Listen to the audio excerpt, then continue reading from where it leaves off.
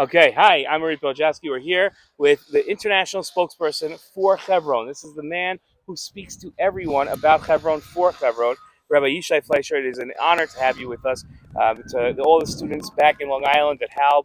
So we're great. They're going to be watching this before Parshas Chaisar. We're standing here. This is the Shabbat. Tell us, before we get into everything about Hebron, what's so special about this Shabbat here? Well, this Shabbat is the Shabbat that we read, the very portion in the Torah, chapter 23, book of Genesis, Bereshit, which talks about the purchase of this plot of land that you and I are standing in right now. And it lays out every detail of that purchase, the negotiation, the very nitty-gritty Middle East style, shuk style negotiation between Abraham and the Hittites. That's like a Turkish people that were here. And it shows how interested Abraham was in this, how much he paid for it, where it was, who was the dude he bought it from. And the Torah wants to lay out all this information for us so that we can have it in perpetuity for generations, that there will be no doubt. This was not given as a gift. This was bought. It wasn't just a godly promise. It was business. And that's all important so that our peoplehood can continue to claim ownership of it. And on this Shabbat, we have about 20, 30,000 people would show up in this town, in Hebron. This is really the oldest town of Jewish civilization. And they come here to read that Torah portion. Now, I want to tell you that there are few things on this caliber of emotional impact that when you open up that Torah and you look down and you read exactly about Abraham, exactly about the purchase, exactly at this place, and you're doing it at this place. So it's the God below, it's the human being, the Jew, the Torah, and the God above, the land below, the Jew, the Torah, and the God above, all in an organic way. So it all happens on this Shabbat with thousands of people around you. Amazing, absolutely amazing. Now, Yisha, you're here almost every single day, right? And so what goes on in Hebron on a daily basis? If I come here on a regular Tuesday, it's not Chayesara, there's not so much preparations. Is this place abandoned? Is it empty? Are there no Jews that come here throughout the year? We have about 1 million visitors a year in a non-corona year, okay? Wow. There's a constant stream of tourists. They're Jewish schools. They're people, old ladies that want to say Tehillim. They're firefighters from the Negev that want to go on a special tour. They come. Then all the pre-military academies, every single one of them comes to Hebron. Wow. and tours here. Then soldiers tour here, okay? And then you have non-Jews. Just a minute ago, I saw, oh, there they are over there. There is Russian Orthodox priests, Eastern Orthodox priests. Well, let's get a shot of them if you want. You can see them. Okay, and these are Russian-speaking Eastern Orthodox folks. And so they're a type of Christian that usually we're not accustomed to, but they are part of the life. And so all people come here. Now, why do they come here? It's very simple, because this is the tomb of Abraham and Sarah, Isaac, Rebekah, Jacob, and Leah, and it's also an amazing monument. It's an amazing site. It's a 2,000-year-old building built by King Herod, maintained perfectly till today, only added onto it. So it's a very historic site. Other than that, we have a community that lives here. We have about 100 Jewish families that live in this town. Next door, we have our sister city, Kiryat Arba. So there's a lot of happening here, just in terms of community. And then we also have the security reality, which is this is a bigger Arab city. About 200,000 Arabs live here. Part of who are against our presence. Part, not all. We definitely have our allies and friends here.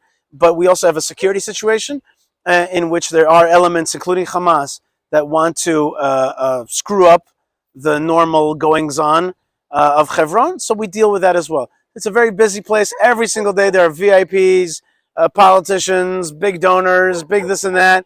They're always showing up here. And you kind of like, you kind of wouldn't guess it, because the town is, not in the most beautiful state. It still needs to be kind of fixed up and rebuilt. But at the same time, it is a magnet for people to come from all over the world. That's amazing. Now, I got to tell you, we drove down from Yerushalayim today to come here. Mm-hmm. It took us 40 minutes. And everybody kept asking us if we were safe, if we're going to be scared. And I got to tell you, it was a regular drive. Like right. Just when I drive home to my house. So why is it that everybody thinks that this is such a scary place when clearly there's so many people, 1 million people a year come here, VIPs, you said, and it's not that we're perfectly safe here. We feel safe. Doesn't feel like there's a big army presence or anything. It just feels like a regular town in Israel. So what's all the hoopla that everybody has about this place? Well, first, it is not exactly a regular town, because it's really the only Jewish community within the Palestinian Authority. So on the one hand, it's not really a totally regular town. And also, it doesn't look like any Jewish town. I just came back from Aventura, Florida. It doesn't look like Aventura, Florida. It's got a lot of ruined houses, a lot of, what do you call it, wrecks, what are they called? Right, okay, we got it. Destroyed houses. Destroys houses, right? Okay. Churvot, right, we say? So that's on the one hand. On the other hand, it really is a regular place, and people do come here normally. Example, an Egged bus, the Israeli bus company, comes here every single hour from the central bus station. That's more than where I live. Right. We don't have bus every year. Right. We have a bus every hour, and it's very normal. People come here all the time. So partially, those people that were concerned about your arrival here were exaggerating the point, and partially they were not. But I would also add that there are elements in the world that would like to create the perception that this place is dangerous. Those enemies of Israel who want us to be detached from the Tanakh, from the Torah, from the Bible, from Scripture, from the roots, work hard to create an image for Hebron that is scarier than it is, because fear is one of their tactics. That's one of their narratives, to be scared. We don't want you to go here, therefore we're going to give you this sense that Hebron is dangerous. Don't show up in Hebron. Don't come here. Don't come to connect with your fathers and mothers. Don't come to the tomb of Abraham and walk in his path. Think secular thoughts. Think detached thoughts. And that's exactly what we want. So we never allow the fear creators to get a place in our heart and to fall into what they really want to do, which is to terrorize us, i.e., strike terror into our hearts. We will not let them. Will not let them win. That's courageous. I just want to, we only have a couple of minutes left, and there's a phrase. We've known each other for close to 30 years now. Wow. And and there's a phrase that you use that I absolutely love. I love using it myself when I can get the chance. I don't get the chance that often, but you don't call this when I hear you talk to crowds and give speeches, you don't call this the place of the avot and the mahot, which other people call it the signs. You say it's the place of the mamas and the papas. Mamas and the papas. What does that mean? What are the mamas and the papas? Well, the most important part of that actually is the mamas.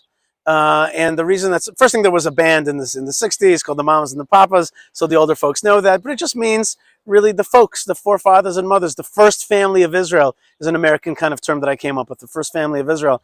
But in simple terms, we really have to relate to these people as the founders of our tribe and our family. The most important part of the Mamas and the Papas is the mamas, in the sense that if you go to other sites around the world, other important heritage sites, the people who have statues or the people that are celebrated, for example, on Mount Rushmore, are usually men.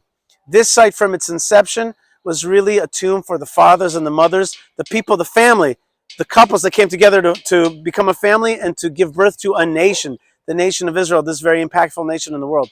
So even though it's actually correct to call it Tomb of the Patriarchs, I never say Tomb of the Patriarchs. I say Tomb of the Patriarchs and Matriarchs, Mamas and the Papas. And it's not because I'm being hyper liberal or very sensitive. It's because that's the essence of this building, is mothers and fathers. It's mothers and fathers that came together to give birth to this very special nation. And this is the site where any secular Jew, or not, let's say, totally observant Jew, can come to and say, I identify as part of the Jewish people, as Israel, as part of Jewish peoplehood, or I am attached in my heart to Jewish peoplehood. I want to come to see the people who walked that walk and who walked in the path of God. That's here. That's great. That's amazing. So you heard it here first. Avram and Sarah, Yitzchak and Rivka, Yaakov and Leah, no longer Avos Imahos solely. We can still call them that, but better known as the Mamas and the Papas. Rabbi Fleisher, Yishai, thank you so much for joining us. This is an amazing privilege. Thank you, Uri, and Mazal Tov to all the folks. Happy Shabbat Chai Sarah.